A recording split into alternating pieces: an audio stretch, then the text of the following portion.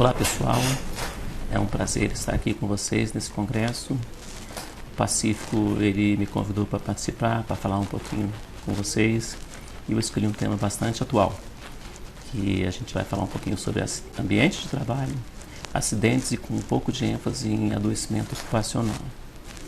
Ok? Eu espero que seja de proveito para todos. Muito bem. É sabido que todos nós temos direito a um ambiente de trabalho seguro e sadio, né? E de fato a OIT, ela já define assim uma necessidade de manutenção de ambiente de trabalho decente e produtivo, em condições de liberdade, equidade, segurança e dignidade. E essa missão da OIT, isso aí a gente pode resumir na missão, pode ser vista em diversas convenções e recomendações, muitas delas foram ratificadas pelo Brasil, né? Por exemplo, a Convenção 146, que fala sobre contaminação do ar, ruído e vibrações, olha a data, 1977. A Convenção 155, que fala sobre segurança e saúde dos trabalhadores, né, a data 1981. A Convenção 167, que fala sobre segurança e saúde na construção civil, de 1988. Todas essas convenções e essas regulamentações da OIT, elas falam desde o processo obrigatório que atribui aos países signatários de fazer uma normatização sobre segurança e saúde, como dar alguns parâmetros mínimos para isso, né? Então ela trata tanto da normalização de cada país signatário, como da parâmetros. Exemplo, artigo 4º da Convenção 167. Todo membro que ratificar a presente convenção compromete-se, com base em uma avaliação dos riscos que existam para a segurança e a saúde, a adotar e manter em vigor legislação que assegure a aplicação das disposições da Convenção. Você vê, ela já fala assim, com base em avaliação dos riscos, ou seja, já está aí embutida aí a questão da avaliação do risco, que tem que haver uma avaliação de riscos, né? A adotar e manter em vigor legislação, ou seja, ela fala do processo de normalização, de construção de normas que vão regulamentar essas questões. E no Brasil não é diferente, né? Nós temos aqui a nossa Constituição Federal, artigo 7º, são direitos dos trabalhadores urbanos e rurais, além de outros que visam a melhoria de sua condição social. Item 23, redução dos riscos inerentes ao trabalho por meio de normas de saúde, higiene e segurança. Na CLT, nós temos um capítulo 5º, todinho relacionado à segurança e medicina do trabalho. Você pega a CLT, você dá toda a base legal para quê? Para as normas regulamentadoras do Ministério do Trabalho. São feitas aqui pelo Ministério do Trabalho, obviamente, né? Onde a gente trabalha, né? E que hoje nós contamos com 36 normas regulamentadoras nos mais diversos setores econômicos. Muito bem. Então a gente já verificou que há uma necessidade de cuidado desse ambiente de trabalho, né? Avaliação de risco. Mas o que pode afetar as condições de segurança e saúde no trabalho? Diversas situações podem influenciar, né? Há vários agentes existentes no local de trabalho decorrentes do próprio processo produtivo que podem ocasionar prejuízos à integridade física. Ou seja, o próprio processo produtivo pode ocasionar prejuízos a essa integridade física. Você vê exemplo de uma estação de trabalho. Um trabalhador que realiza serviço de soldagem, ele pode adoecer em consequência da danação dos fumos metálicos, né, proveniente desse processo. Ok? Um trabalhador que realiza serviço em altura, ele pode sofrer uma queda, se machucar ou até mesmo vir a falecer, né? Então, tudo isso aí influi nas condições de trabalho. Muito bem. Um trabalho realizado por colegas aqui da Fundacentro, do Ministério do Trabalho, intitulado Gestão de Risco no Trabalho. Várias pessoas, eles fizeram, dentro desse trabalho tem essa figura aí que eu retirei para apresentar para vocês, né? Fatores ambientais que podem afetar a saúde. Ele coloca lá assim, ele coloca lá fatores psicológicos, carga mental, relações humanas, outros fatores estressantes, fatores acidentais, contato acidental com algum tipo de energia, objeto ou seguranças perigosas. Fatores físicos, ruído, clima, carga de trabalho, existência biomecânica, luminosidade e radiação. Fatores biológicos, bactérias, vírus, parasitas, fatores químicos, produtos químicos, poeiras, drogas, tabaco, etc. É um pouquinho diferente do que a gente normalmente vê, né? Mas são fatores ambientais. E quando levamos isso ao conceito de risco, esse conceito de risco ao ambiente de trabalho, nós podemos ter condições e fatores que afetam ou poderiam afetar a saúde e a segurança de empregados ou outros trabalhadores, incluindo trabalhadores temporários e pessoal terceirizado, visitantes ou qualquer outra pessoa no local de trabalho. Esse conceito de risco é proveniente da OSHA, né? Então, muito interessante também. E se nós formos mais um pouquinho profundamente aqui das nossas normas de higiene ocupacional, nossas normas de prevenção, a gente pode ter essa definição. Riscos ocupacionais são aqueles decorrentes da organização, dos procedimentos, dos equipamentos ou máquinas, dos processos, dos ambientes das relações de trabalho, que podem comprometer a segurança e a saúde dos trabalhadores, dependendo da natureza, concentração, intensidade e tempo de exposição. São classificados, a gente pode fazer essa classificação em 5 grandes grupos, né? Riscos físicos, químicos e biológicos, né? Que são riscos relacionados à higiene ocupacional e são previstos na norma regulamentadora número 9, Programa de Prevenção de Riscos Ambientais. Esses 3 tipos aí obrigatoriamente tem que estar constando lá.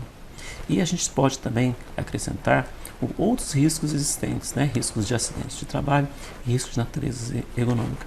Vamos falar um pouquinho de cada um bem rapidamente, tá? Riscos físicos são as diversas formas de energia que possam estar expostos os trabalhadores, tais como ruído, calor, frio, pressão, umidade, radiações ionizantes e não ionizantes, vibração e outros, né? Então, são tipos de energia. Ora, você tem um ambiente lá muito ruidoso, isso é um risco físico, pode, né, um agente ruído, e pode causar o quê? Vários problemas de saúde e até mesmo deficiência auditiva, né? Riscos químicos são as substâncias, compostos ou produtos que possam penetrar no organismo pela via respiratória, na forma de poeiras, fumos, névoas, neblinas, gases ou vapores, ou que possam ter contato ou serem absorvidos pelo organismo através da pele.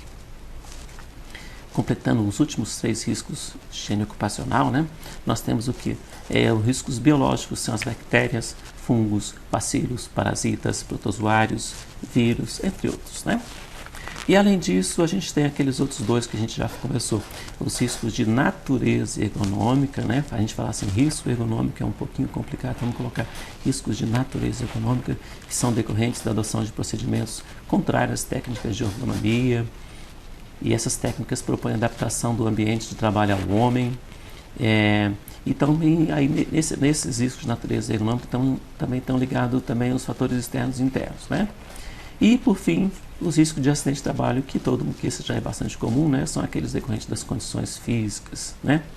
Ambiente físico do processo de trabalho, e tecnológicas, todas quando são impróprias, né? Capazes de provocar lesões nos trabalhadores, né? Muito bem. Então a gente verificou, se existem riscos, quem é o principal responsável por cuidar desse ambiente? Ora, para mim está bem claro, né? O empregador é aquele que é o responsável pelo ambiente de trabalho, aquele que tem o poder de mando. Isso aí está descrito tanto nas convenções da OIT e na legislação brasileira. Mas ele é o responsável sozinho? Claro que não, né? Obviamente que não. Cabe aos empregados observar as normas de segurança e medicina do trabalho e colaborar com a empresa na aplicação das medidas de proteção. Isso aí está lá na NR1, a norma regulamentadora número 1 do Ministério do Trabalho. No Brasil temos alguns programas que disciplinam isso, né, que são de observação obrigatória pelas empresas. Vamos falar um pouquinho de PPRA e PCMSO, rapidamente. PPRA, né, Programa Obrigatório para Estabelecimentos Instalados no Brasil, que tem como objetivo a preservação da saúde e da integridade dos trabalhadores. Obrigatoriamente, um PPRA inclui, de forma obrigatória, antecipação e reconhecimento de riscos, avaliação desses riscos, seja qualitativa ou, quando necessário, quantitativa, né? Indicação de medidas de controle, ações corretivas, obrigatoriamente tem que ter um monitoramento e uma avaliação contínua desses riscos. Né? Muito bem. Verificada a existência de risco no ambiente, também a nossa norma regulamentadora ela tem uma hierarquia das medidas de controle. Embora hoje a gente tenha visto o seguinte: há um risco, você coloca o EPI. Isso já está bem difundido, infelizmente, né? Você vê assim, é comum. Ah, mas aí o trabalhador, ele teve essa doença, ele teve acidente porque não tinha EPI. Não é bem por aí, né? Dentro da hierarquia a gente tem eliminação, diminuição do risco, controle da fonte. Lá na fonte tem que ser feita alguma coisa para controlar esse agente de risco, né? Controle na trajetória ambiente e controle no indivíduo. E não diretamente, opa, eu vou atuar já no indivíduo. Bom, outro programa obrigatório é o PCMSO, que é o Programa de Controle Médico de Saúde Ocupacional. Esse programa ele tem caráter de prevenção, rastreamento e diagnóstico precoce dos agravos da saúde relacionados ao trabalho, além da constatação da existência de casos de doenças profissionais ou danos irreversíveis à saúde dos trabalhadores. Eu acho que esse aqui é o principal item, é a alma de um PCMSO. É a atribuição a ele de um caráter preventivo, de um rastreamento e diagnóstico precoce de qualquer agravo à saúde de quem ali trabalha que esteja relacionado a uma doença ocupacional, né? E, além disso, olha só essa ênfase aqui: constatação da existência de casos de doenças profissionais ou danos irreversíveis. Você faz a prevenção, se você, por acaso, não conseguir prevenir, você faz a constatação. Deve ser planejado e implementado com base nos riscos à saúde dos trabalhadores. Deve obedecer um planejamento em que estejam previstas ações de saúde a serem executadas durante o ano, devendo estas ser objeto de relatório anual. Vamos colocar assim um fluxo bem simples no PPRA, no PCMSO. Né? Ora, a gente tem as diretrizes mínimas do que queremos. Né? Muito bem, a partir daí a necessidade de fazer um estudo em loco, né? O médico do trabalho tem que conhecer o ambiente de trabalho. Após, reconhecimento dos riscos, que pode ser feito em conjunto com outras normas regulamentadoras, principalmente a NR 9 e a NR 17, né? Os profissionais que elaboram nessa área. Após a verificação dos riscos, estabelece um conjunto de exames relacionados a esses agentes de risco. Faz os critérios de interpretação desses exames, né, para verificar alterações biológicas e as medidas a serem adotadas. Né? Muito bem. Feito esse fluxo, né, em resumo, a alma do negócio é a questão tanto do PPRA quanto do PCMSO, qualquer programa de prevenção o trabalhador é retirado da sociedade com seu estado de saúde e encaminhado na empresa. A empresa faz a gestão do seu ambiente de trabalho, avaliando os riscos existentes, e aí, a partir daí adota medidas de controle, fazendo acompanhamento, adotando medidas corretivas, caso necessário, e promovendo a saúde. No final do contrato, o trabalhador retorna à sociedade, salvo, são e com seu estado de saúde mantido, e, se possível, até melhorado, né? Ou seja, você controla todos os agentes, PPRA, você controla todos os agentes, evita que chegue um trabalhador e etc. E o PCMSO vem cuidando do indivíduo, vem verificando se mesmo com todos os cuidados, houve alguma ainda interferência na saúde do trabalhador. Ok? Muito bem. E se ocorrer algum problema de saúde com esse trabalhador, mesmo que ele, assim, com todos os cuidados, né, mas tem que verificar que sempre pode, mesmo, ou às vezes a empresa não cuida direito, ou algum problema saiu nesse cuidado e o trabalhador fica doente. O que é que acontece? Bom, a NR7, que fala do PCMSO, ela dispõe sobre esses casos. Então ela fala, olha, para quando houver exposição excessiva ao risco, item 747, sendo verificado através da avaliação clínica do trabalhador e ou dos exames constantes do quadro 1 da presente NR, apenas exposição excessiva ao risco, mesmo sem qualquer sintomologia ou sinal clínico, deverá o trabalhador ser afastado do local de trabalho ou do risco, até que esteja normalizado o indicador biológico de exposição e as medidas de controle nos ambientes de trabalho tenham sido adotadas. Aí vem a questão, será que isso é feito? Será, por exemplo, quando há alguma alteração biológica, um exame, algum contato com o trabalhador, ele é afastado do trabalho, antes que venha haver um agravo desse início de adoecimento? É bastante complicado a gente falar que há, né? E ela também regulamenta outra questão, para quando houver a constatação de ocorrência ou agravamento de doenças profissionais. Eu vou ler aqui porque é necessário. 748. Sendo constatada a ocorrência ou agravamento de doenças profissionais através de exames médicos, que incluem os definidos nessa NR, ou sendo verificadas alterações que revelem qualquer tipo de disfunção de órgão ou sistema biológico através dos exames constantes dos quadros 1, aqueles da NR 7, né, e 2, e do item 7423 da presente NR, mesmo sem sintomologia, caberá ao médico coordenador ou encarregado. Eu destaquei esse item A.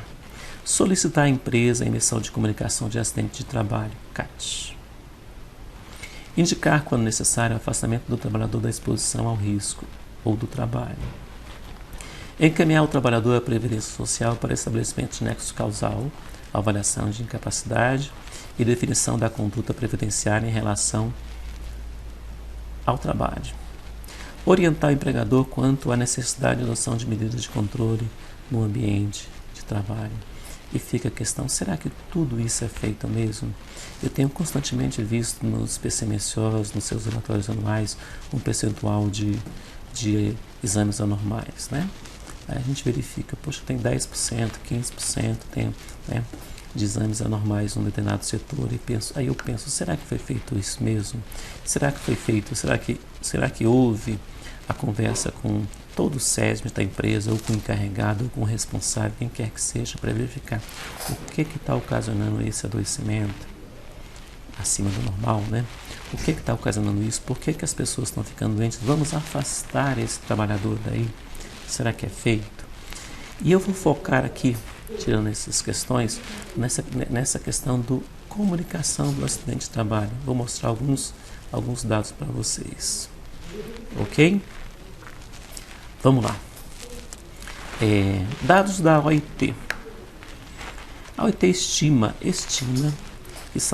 que tem 2,34 milhões, 2.340.000 pessoas morrem por ano em decorrência de acidentes fatais e doenças. São 2 milhões por doença ocupacional e 340.000 por acidentes fatais.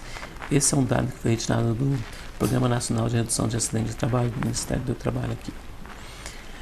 E também diz que há uma perda financeira com acidente de trabalho e doenças ocupacionais estimadas em 4% do PIB, em torno de 2,8 trilhões de dólares. Então a gente verifica muita gente morre em decorrência de acidentes e doenças, segundo a OIT, muito mais por doença do que acidentes, e um custo muito alto, né? Olha só os dados do Brasil lá embaixo, de 2013. Em 2013 nós tivemos 2.797 acidentes fatais, uma taxa de fatalidade de 6,53 para cada 100 mil habitantes, 100 mil trabalhadores. E nos Estados Unidos teve mais acidentes fatais, mas a taxa dele é menor. É exatamente quase a metade da nossa, né, a taxa de fatalidade. Mais alguns dados. 2013, acidentes no Brasil, acidentes e doenças, 797.911, acidentes típicos, 432.254, doenças do trabalho, 15.226, acidentes de trabalhos fatais, que eu já falei no item anterior, 2.797. Isso aí gera, segundo José Pastore, né, custos para a Previdência de 14 bilhões anuais, custos para os trabalhadores 7 bilhões e custos para a empresa em torno de 41 bilhões, né? 41 bilhões. Então a gente vê que tanto assim em nível pessoal, social, né, quantidade de mortes e adoecimentos, quanto financeiro é muito elevado. Olha esse dado interessante aqui. Nessa aqui a gente tem os acidentes de trabalho típico por tipo com e sem CAT. Lembrando que a partir de 2007, a Previdência Social passou a considerar acidente de trabalho os casos de doença ocupacional mesmo sem emissão da CAT. em virtude de um negocinho novo, que é o NTEP, né? Técnico Epidemiológico Previdenciário. Então a gente verifica colocando assim, ou seja, a empresa mesmo sem emitir CAT, a Previdência considera, se tiver um nexo, né? Que isso aí é um acidente de trabalho. Então a gente vê que houve uma redução de 86 até 2001 e a partir daí um aumento, né? E a gente verifica que os acidentes de trajeto estão aumentando, muitas vezes por conta de motocicletas. Mais um pouquinho, mais alguns dados. Bom, gente, mais alguns dados. Despesas do INSS com pagamento de benefícios com acidente de trabalho de 2008 a 2013. Nós temos aqui algumas colunas. Pensões acidentárias. São aqueles casos decorrentes de morte do trabalhador, né? Aposentadoria por invalidez. Esses casos aqui, o trabalhador também já está afastado do ambiente laboral, né? Pode ser em decorrência de acidentes típicos de trajetos ou mesmo de doença. Um acidente de trabalho tem 3 vertentes, tá? Pode ser típico, pode ser por trajeto e pode ser um acidente de trabalho por doença ocupacional também. O auxílio doença. O trabalhador aqui, ele não está laborando, né? Ele está afastado do trabalho, mas ainda não está aposentado, não foi definido. Nesse caso aqui pode ser por doença ou pode ser por acidente. O auxílio acidente, ele não está afastado, ele já veio trabalhar, voltou a trabalhar, ele teve algum problema, pode ser por doença ou por acidente, ele voltou a trabalhar, mas ele está com a sua capacidade laboral diminuída. E auxílios suplementares também, relativa a essas questões. Então a gente verifica que o auxílio doença ele está subindo em uma proporção maior do que os demais, embora qualquer desses eles podem ser, qualquer não, quase todos podem ser por doença ou por acidente típico e de trajeto, né? Mas a gente verifica que os totais são significativos, 50 bilhões de reais envolvidos aí, né? Muito bem, vamos ver mais alguns dados, alguns esclarecimentos.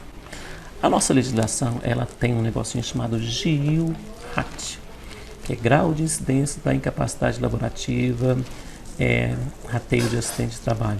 É uma contribuição, né? É uma contribuição previdenciária. Ela é um antigo SAT. É uma contribuição paga pelas empresas para custear benefícios da Previdência Social referente a acidente de trabalho ou doença ocupacional. A alíquota varia de 1 a 3% conforme o grau de risco em que o estabelecimento está situado, conforme o CNAE, né? Muito bem. O que a gente verifica? Sobre conforme o CNAE, essa contribuição varia de 1 a 3%, né? Tem 1, 2 e 3%. E sobre esse GIL-RAT incide o que? O FAP, que é o fator acidental de prevenção, que consiste em um multiplicador variável no intervalo de 0,5 a 2, diferenciando os estabelecimentos. Assim, grosso modo, né, que o cálculo não é tão simples, quem menos acidenta contribui com a metade, e aquele que mais acidenta contribui com o dobro, né? E você vê que isso aqui é o que? Uma forma de premiar aquelas empresas que fazem uma boa gestão em segurança e saúde ocupacionais, né? Se eu vou investir, se eu tenho uma empresa e eu vou investir em segurança, bom, e vou acidentar menos, eu vou vulnerar menos a sociedade, né? Eu vou mandar menos pessoas para o INSS, eu tenho um benefício. Então esse benefício é o que? Uma redução, é um ajuste que se faz. E será que isso acontece na prática? Na prática, o que a gente tem constatado em nossas fiscalizações é uma preocupação financeira em relação à contribuição a ser paga, sem a devida contrapartida em ações de melhoria da gestão do meio ambiente de trabalho, né? O que eu vejo? Em vez de eu fazer um investimento em cuidar das pessoas, porque isso aí seria um ciclo virtuoso. Ora, se eu cuido das pessoas, se as pessoas adoecem menos, acidentam menos e haverá menos custo para o país, obviamente, né, isso é interesse de todos, né? Eu deveria pagar menos através do fator de ajuste, né? Não é o que a gente tem visto visto por aí não, tá? Na prática a gente tem visto coisas diferentes, né? E o que acontece? Se não for adotada uma gestão eficiente e a empresa simplesmente optar por omitir os casos de acidente, né, de comunicar a abertura das CATs, porque isso aí também, a abertura de CAT influencia o fator de ajuste, não é só ela, mas influencia, inclusive por adoecimento. Se eu faço isso para diminuir o valor da contribuição, eu vou estar burlando o sistema, eu vou prejudicar os trabalhadores, a sociedade e todos aqueles outros que fazem uma boa gestão e que merecem a redução do GIO-RAT, né? Ou seja, eu vou estar fazendo uma subnotificação de CAT. Alguns preferem não fazer abertura do CAT. E isso aqui se verifica especialmente quando é relativo a acidente de trabalho por adoecimento. Eu vou falar alguns casos, eu vou falar um pouquinho sobre um caso de fiscalização que a gente teve a oportunidade de participar agora em 2016, com o fim específico de verificar a abertura de CAT para os casos de doença ocupacional de entrada do setor econômico. Foram analisados aí os instrumentos dados pelos PCMSOs, né, e seus relatórios anuais, os dados de acidentabilidade PJ retirados do site da Previdência Social, em que aparecem os números de 2010 a 2014, e o resultado também de pesquisas em sistemas do Ministério do Trabalho. Foram fiscalizadas 27 empresas, né, nessa metodologia que a gente notifica a empresa e ela nos apresenta documentos. Não foi feita inspeção em loco, tá? Que aí seria melhor a inspeção em loco, ela te dá um resultado, você pode ter resultados mais reais, mais presentes, você pode fazer um trabalho investigativo melhor. Alcançados 15.862 trabalhadores, e a gente constatou que foram no site da acidentabilidade, foram concedidos auxílio doenças acidentários entre 2010 e 2014 na quantidade de 1.238, e pelas CATs abertas pelos empregadores, a gente verificou que foram somente, nesse mesmo período, 89 CATs por doença, né? Somente por doença. Embora os auxílios acidentários possam estar incluídos outros tipos de acidentes, né?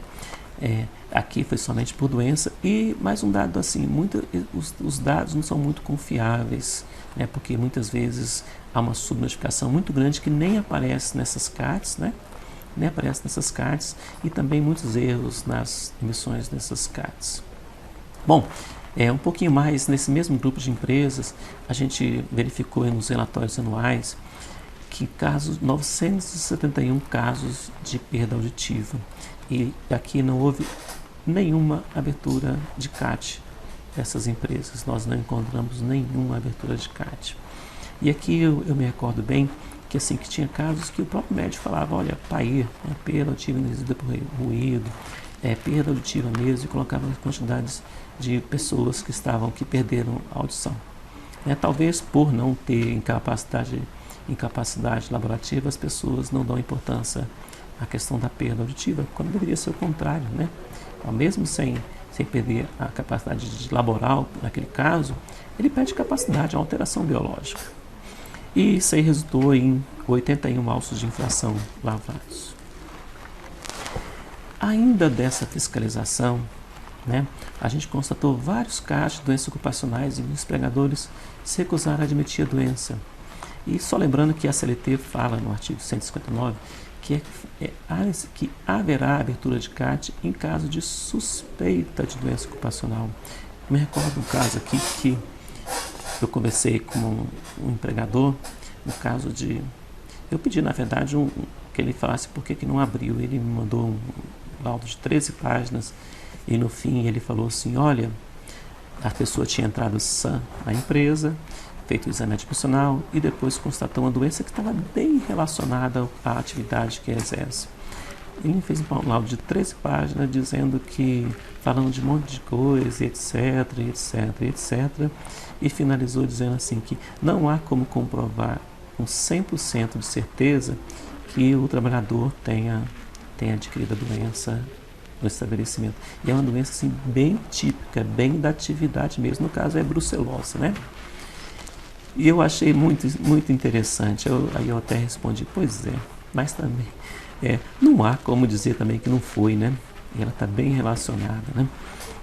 Muito bem. e vários casos dessa espécie. Programas e relatórios anuais sem as mínimas exigências contidas nos normativos, né? Tanto a NR7, no caso aqui, como foi direcionada ao setor econômico específico, a NR36. Várias questões mesmo, questões básicas, e empresas grandes, né? Que não deram respostas. Resultados de exames inconsistentes. Um caso me chamou a atenção que no relatório médico houve mais de 10 mil exames no período, e sem indicação de qualquer resultado normal, né? Mesmo parasitológico de fezes, audiometria, que o ambiente lá é bem ruidoso, normalmente acima de 100 decibéis, né? Bem assim, ou seja, totalmente desconforme com a realidade do Brasil. E também inexistência de comprovação da adoção de qualquer das providências exigidas no item 748, aquele que nós falamos lá atrás. E a gente chega, então, a algumas conclusões relativas a todo esse processo de cuidar do ambiente, tratar o trabalhador, cuidar do trabalhador, né? Prevenir doenças, ou seja, fechar todo aquele ciclo, né? Que a qualidade do meio ambiente de trabalho, com a prática de uma boa gestão de segurança e saúde ocupacionais, é de interesse de toda a sociedade brasileira, né? O Brasil enfrenta vários problemas, a gente está passando por isso, e esse aqui é um problema que a gente não dá o devido valor. Normalmente a gente passa, quando a gente vê aquele andaime, uma pessoa pendurada lá em cima do andaime, todo sem condições, sem qualquer tipo de segurança, a gente passa e segue adiante. E às vezes a gente pensa, o que é que eu tenho a ver com isso, né? O que você tem a ver com isso, cidadão, é que se ele sofrer um acidente, se ele ficar incapaz, você vai ter custos. Além de, para ele, ser uma tragédia, para a família ser uma tragédia se a pessoa perder sua capacidade de trabalhar, de trazer dinheiro para a sua família, trazer alimentos, você também, como cidadão brasileiro, você vai participar disso aí pagando, né? Outra conclusão: os empregadores que fazem boa gestão de segurança e saúde ocupacional, cumprindo as exigências legais e sociais, eles não podem ser equiparados àqueles que afrontam os princípios de proteção ao trabalhador e que distribuem para a sociedade um ônus, né? Esse ônus se materializa através de custos indevidos com os auxílios do INSS, que nós vimos os valores lá, né? Esses que deveriam ser particular, decorrente da má gestão, né? Ora, se eu não cumpro a lei e alguém se acidenta, não é justo nem com aquele que faz tudo correto e nem com a sociedade que eu transfiro o ônus para a sociedade fazer o pagamento, né? Mais uma conclusão. Nós estamos falando da sociedade, né? A sociedade presente o alto custo social e financeiro de acidente de trabalho, inclusive por adoecimento, deve exigir que sejam cumpridas por todos as determinações legais e sociais para a promoção de um ambiente de trabalho seguro e sadio, né? Tem normas da OIT, está na Constituição, está na CLT, é uma questão social, de interesse social, por que não a gente exigir, enquanto cidadão, que todos façam essa prevenção? E, por fim, os auditores fiscais do trabalho, eu sou um deles, né? Esses profissionais que atuam diretamente nos ambientes de trabalho e que conhecem a realidade, né, dos ambientes e que têm atribuição legal de verificar a conformidade das situações que encontra com a legislação, são autoridades indispensáveis na busca do equilíbrio entre os agentes envolvidos, empregadores e trabalhadores, e buscando a redução desse custo social imenso ainda existente. Bom, esse era o meu recado. Eu espero que tenham gostado e entendido um pouquinho a nossa preocupação relativa ao assunto. Abraço a todos.